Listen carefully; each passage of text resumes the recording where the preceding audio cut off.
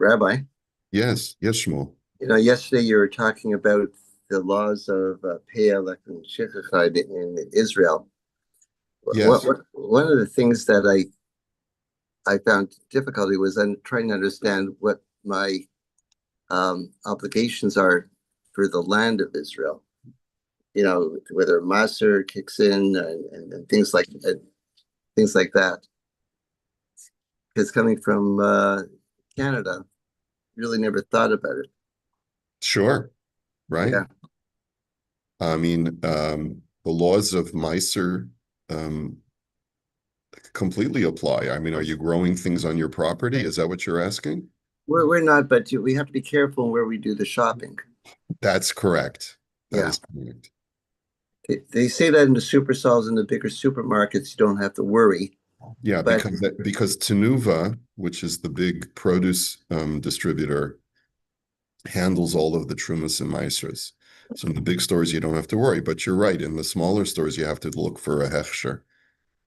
right, right. Yeah.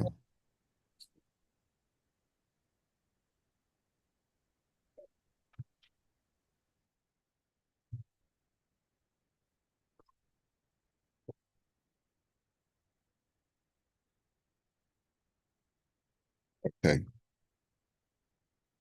Okay.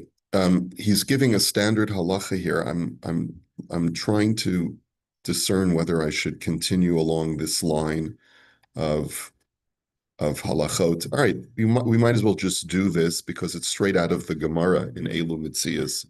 Misha Matzah Kesef, if a person finds cash on the street, Imzeh b'matbeot o bishtarot mefuzarim, whether it's coins or bills, berachov on the street, vafilu hayu miktsas hamitbaot ze al gav ze.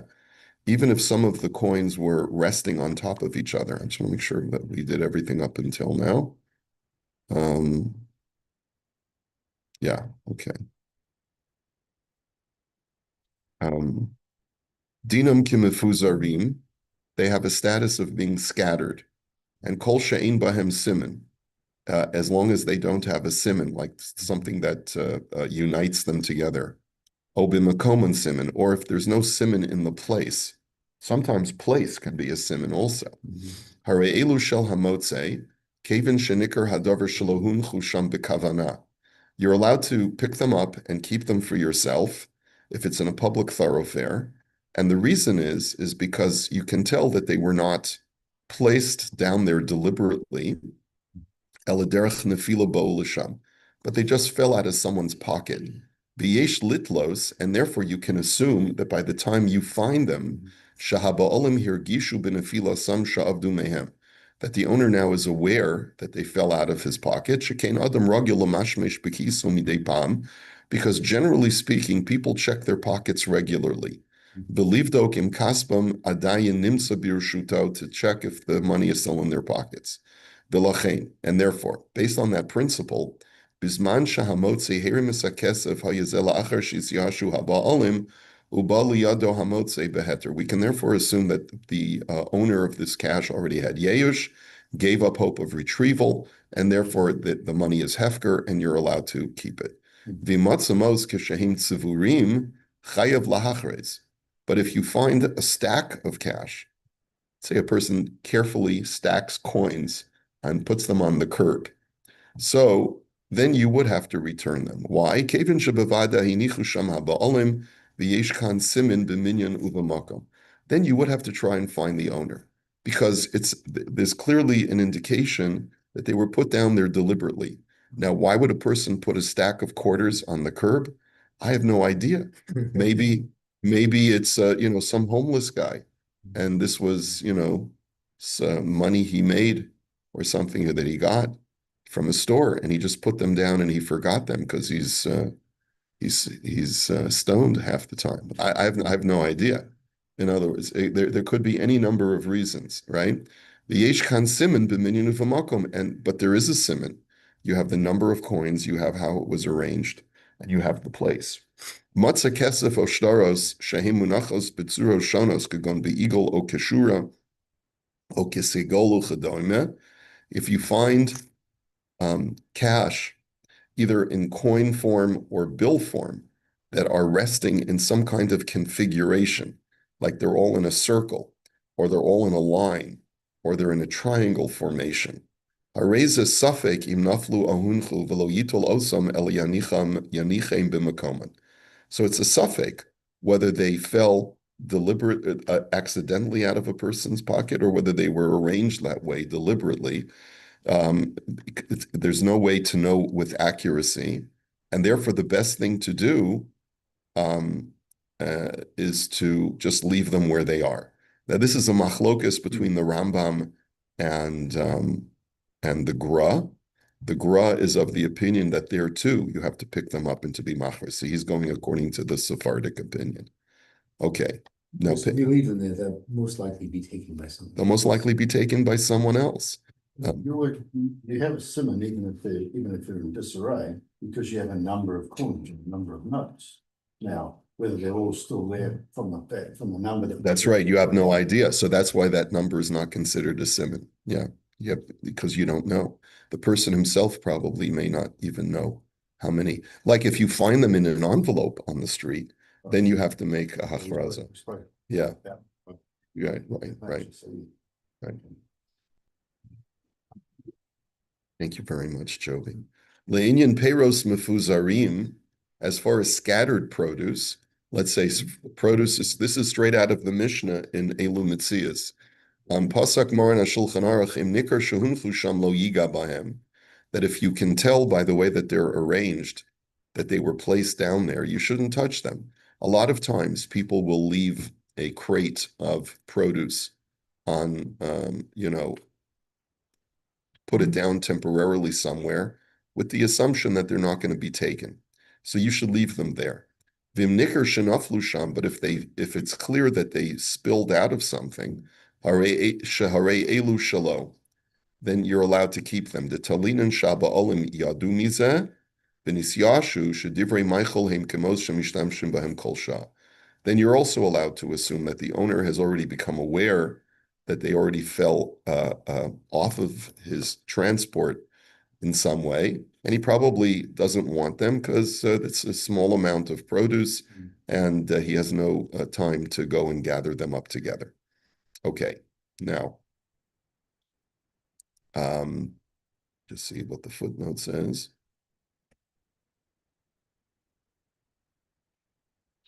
So he quotes the Pischei Choshen, which is Rav Bloy, which we've seen a number of times before. He says, Shamati sheyesh mefakfakim bizmanenu. I've heard that some people are hesitant to go along with what the Gemara says nowadays. Maybe things have changed. Be'etzem haklal she'adam asu lamashmesh bekiso umargish benefila. He says, do people really know when things have fallen off the back of a pickup truck? Or, yes, it's true. People generally check their pockets, but is that really true that people check their pockets all the time? That you can say with confidence that by the time you find this, the owner has had yeyush. Now, in a more affluent society, people don't know how much money they have in their pockets. And that's certainly true with small amounts of cash. And therefore, maybe a person doesn't know nowadays that the money fell out of his pocket.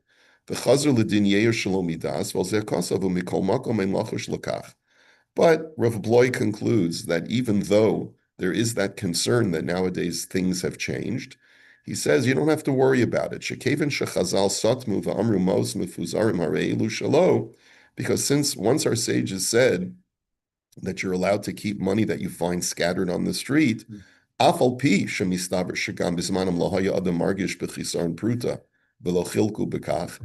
though in the times of Chazal, there were certain denominations of coinage that people would not be aware that fell out of their pockets. But they made a across the board rule that we can rely on today.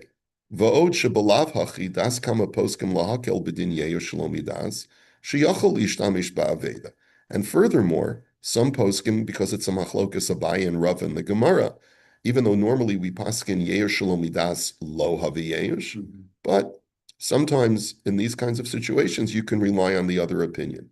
Ve'in achinami im yavo haba'olam v'yispar shelo yada b'chisrenu v'lo nisyayish yehi chayiv lahachzir yu'in sham. If you discovered, like if a guy, you pick up the stuff, put it in your pocket, and then all of a sudden a guy runs over to you and says, "Hey, did you find some money here on the street? I just discovered that the money fell out of my pocket." And then you would have to return the money to him. In other words, because maybe you would have to worry that maybe he didn't have Yesh. So, because that's an indication that he hasn't had Yesh, the fact that he's coming now and looking for his stuff, right? So, Does he have to show a seven though? Yeah, I wondered about that. That's his money, no timing is right, and you prove that it's his money. He might see you bend down and say, "Hey, did you find money?" But I mean, does he have to, as Hal says? No, you're scamming them. You guys, he probably have to show you some kind of indication. like some Like he knows the amount, or he knows. Yeah, he'd have to know the amount. How accurately would you have? Because I mean, we just said that today people don't realize how much money that, I mean, if you've got a whole pile of coins in your pocket, you're not gonna know whether it was $1, $2, or $5. All he would have to say is, "I'm looking for this money that fell out of my pocket." Then you know that he hasn't had Yeush, and then you would know that you weren't allowed to pick up that money. So you wouldn't be allowed to keep it. How do you know that he's the correct owner? That's an interesting question. He'd have to provide you with some indication that he's the owner to satisfy you. Because like you said, maybe he's trying to scam you because he saw you pick up the money. Okay. And taking it one step further, if he's not the correct owner, then maybe you could still keep it because the correct owner may have had each.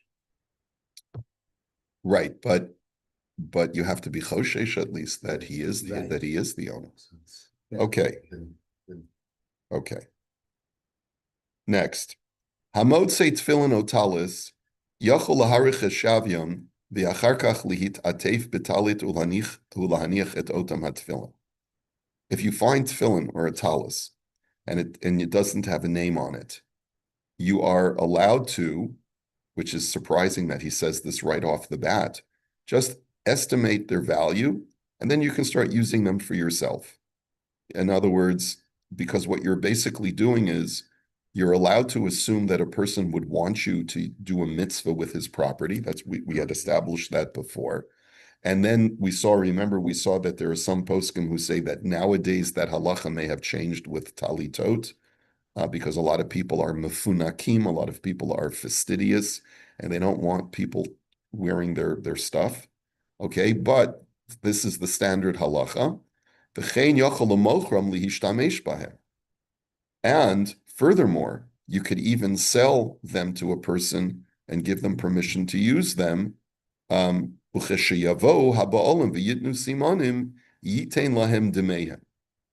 you've sold it already, and the owner comes and provides a simon, you can give them the value of the tefillin and the talis. And the reason why you don't have to keep it is because these are ubiquitous items. They are always, bless you, they are always available for purchase. In other words, talis and tefillin are things that you can always easily replace. B'chein kol davar shematzoy liknoso tamid, ein hamotze chayev lishmar hachefetz v'yachol lemochro ulahaniach es damav b'makom shamor.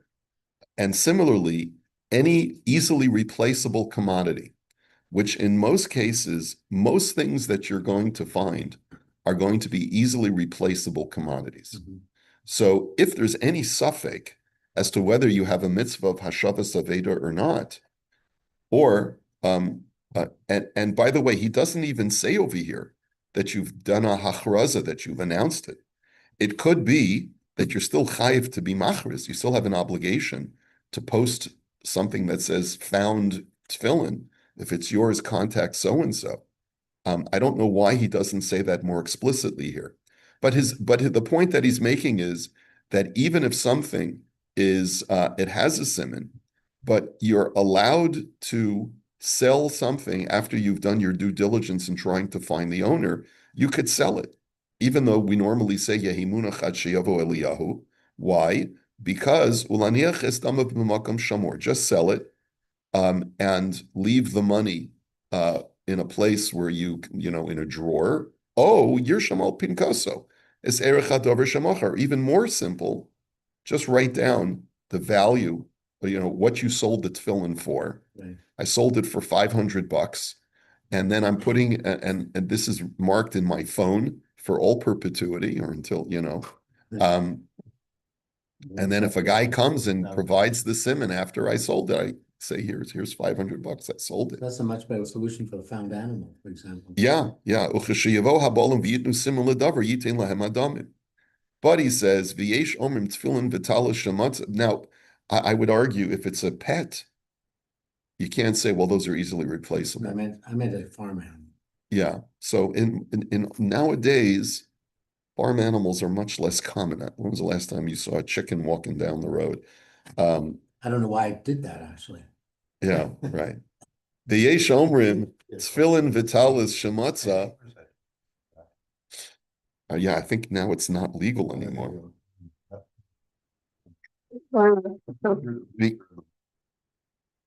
The Yesh Omrim, Tefillin Vitalis Shematza, Mutter Lihishtamesh Bahem.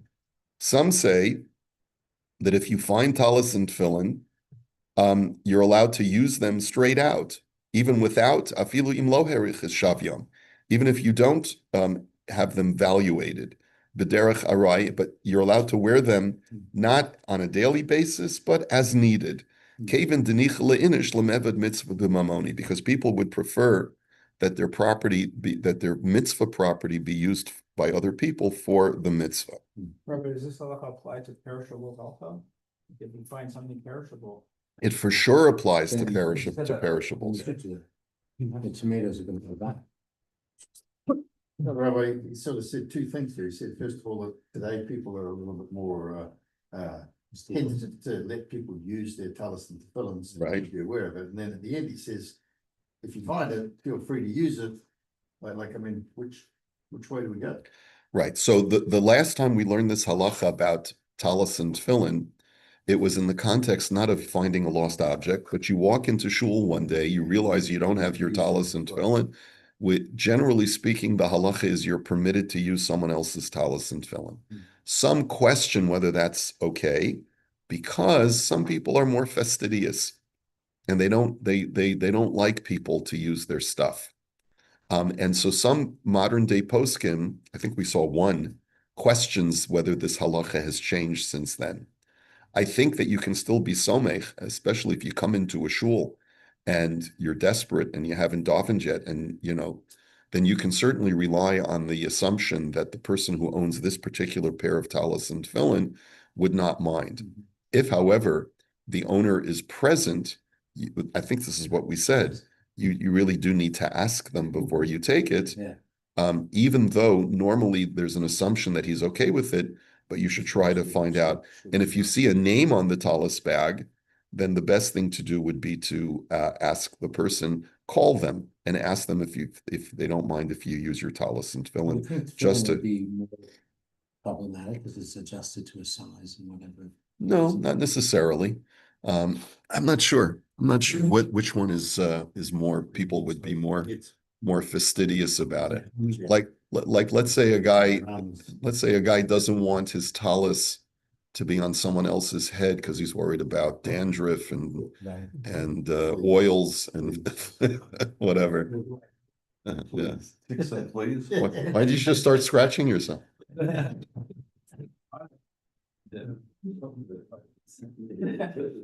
it's some kind. Yeah, right. Yeah, it's true. Subconscious mind. Somebody know. Yeah.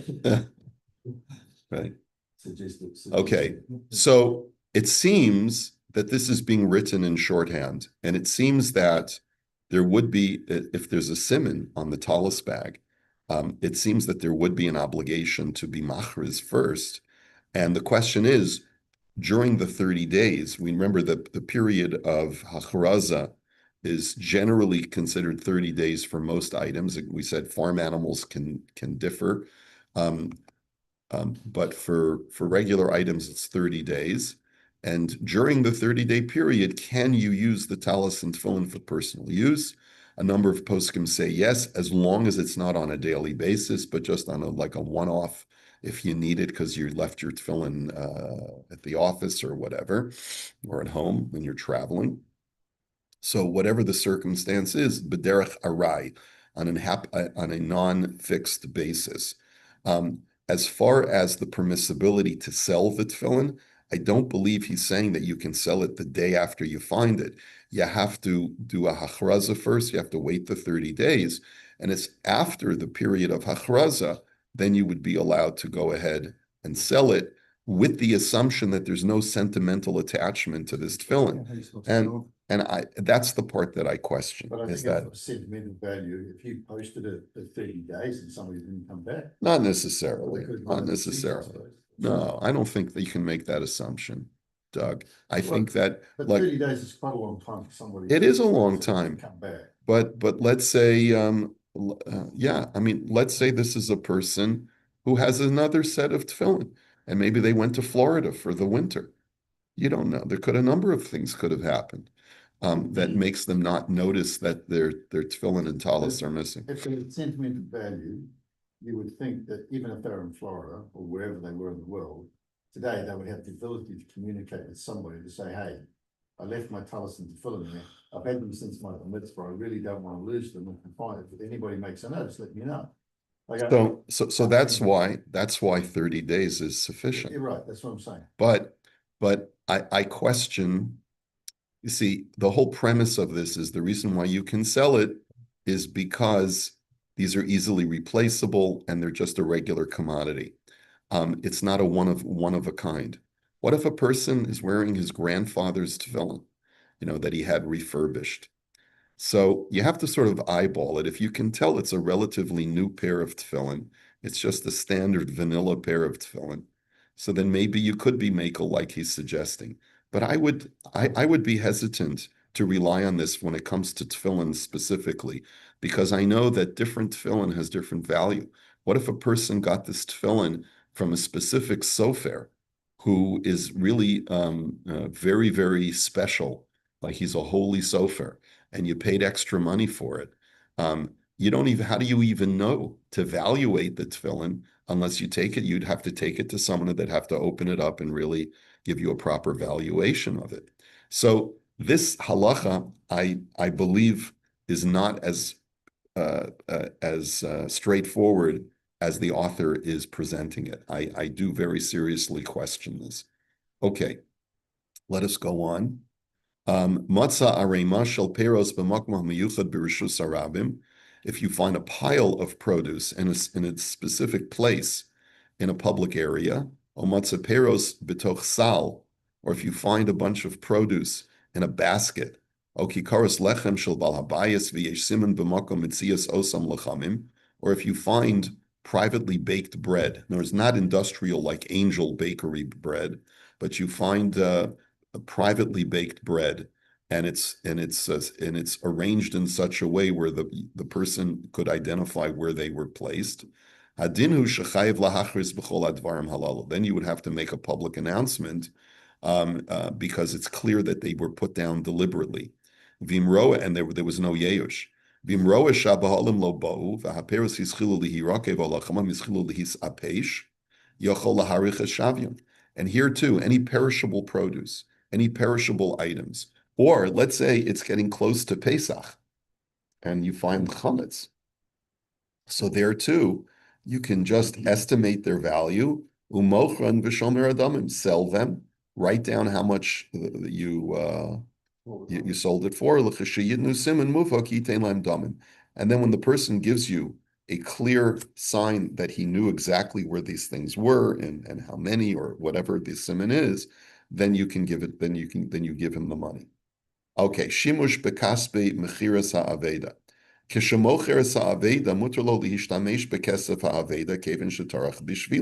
When you sell a lost item, you're allowed to use the proceeds of that sale as long as you write down how much you sold it for.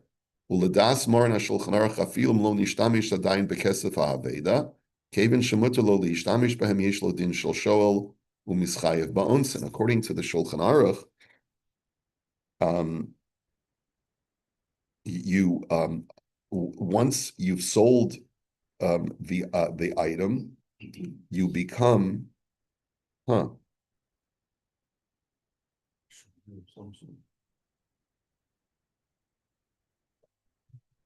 you would be liable once you start using the money. This doesn't really make sense to me. Once you start using the money, or let's say you put the money in a drawer. According to the Shulchan Aruch, if something were to happen to that money, you would still be responsible for it. But he says that according to the Ramah, if you leave the money in a drawer, you would not be considered to be liable if something were to happen to it, because you have the din of a shomer sachar, and as a shomer sachar, you're putter from certain things. So if a mishap occurs, like the house burns down and the money burned down with it, according to the Rama, you would be liable to replace that money. Really, the best thing to do then would be to spend that money. Just put it in your wallet and use it, or your bank account, and use it like any other of your own money, and just keep a record of it. And that way, you don't have to worry about liability on that money. Okay. If you make money, if you invest that money, you make money. No. You just have to give them the amount that it's sold for. Yeah. What if the owner argues that the amount you got for it was less than what they thought, what was valued at, what they thought was valued at? How does that work? That's an interesting question. That's why there's a machlokas as to whether it has to be evaluated in the presence of a beis din or not when you sell it.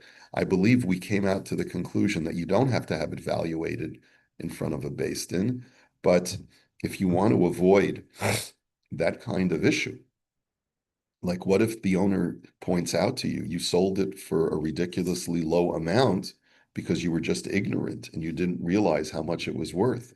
Then they might have a financial claim against you. So it would probably be advisable for you to get it properly valuated before you sell it. Okay. Bo shnayim.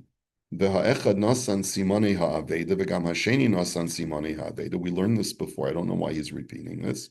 It's a lot. Yeah. If two people come along, if two people come along and each one gives a siman for the lost item, but if they give if they each provide the identical siman, you should give it to neither. And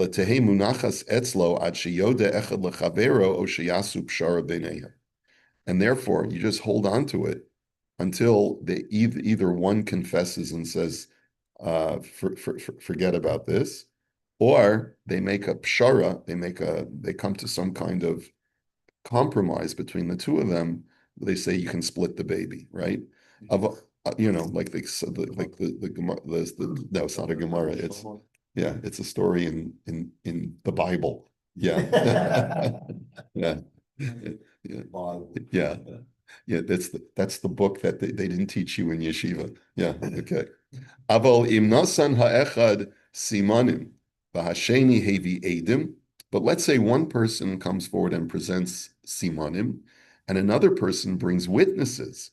Yitain lebal ha'edim. So witnesses are more ironclad proof than providing a siman. Afilu she'ena me'idim shenaflu mimenu ela shemakirim shehachefetz hayashalo. Even if they cannot testify that this item fell out of his pocket, but they can testify that we know that this item belonged to him. We assume, therefore, that he remained the owner when the item was lost. And we don't assume that maybe he sold it to the other guy, unless there is a very strong argument that before the witnesses come along, the guy who provides simanim says, of course you have witnesses that it belonged to you, but last week you sold it to me and then I lost it. Okay? If he makes that argument, I think this all goes out the window. So then, but under normal circumstances, you would have to give it to the person who has witnesses. And if the other guy can't provide witnesses that he bought it, his claim is not honored. Or proofing. Then you might be able to show a money trail or something. He says, okay. And now the source of this, just sign using he quotes the Rama who says, Im heviu shnehem edim, ve'echad nosin gam simanim b'makom edim, lav klum hu v'yehi munach. What if they both bring witnesses? Then even if one of them provides a siman and the other one does not, you still say, no, we're not, I'm not relinquishing it to either of you. Is that where you said you go to the based in? If the two are, if you can't decide between the two, then you give the items to the based in and they. No, you hold it yourself. You hold it yourself. You don't have a right to just say, I'm going to just give it to the based in. What is the based in going to do with it? You know, it's like the guy who comes over to me and says, Rabbi, here, I found this. It's your problem now, right? What am I supposed to do with it? You know? Yeah, you want to, yeah, no, this is your mitzvah, Doug. It's not mine. Okay. But he quotes the Shach who questions the Rama. He says, if you have two guys who both bring witnesses and one provides a siman on top of that, isn't that a sign? And the other guy can't provide a siman. Isn't that a sign that the guy who can't provide a siman maybe is lying? So the Shach doesn't answer that. Okay. Anyway, so this is okay. We'll hold it here for today. And okay. So Edom with Simanim doesn't trump just Edom? Just Edom, that's right. Correct. It should. The Shach argued that it should, but he leaves off with it Sarachim.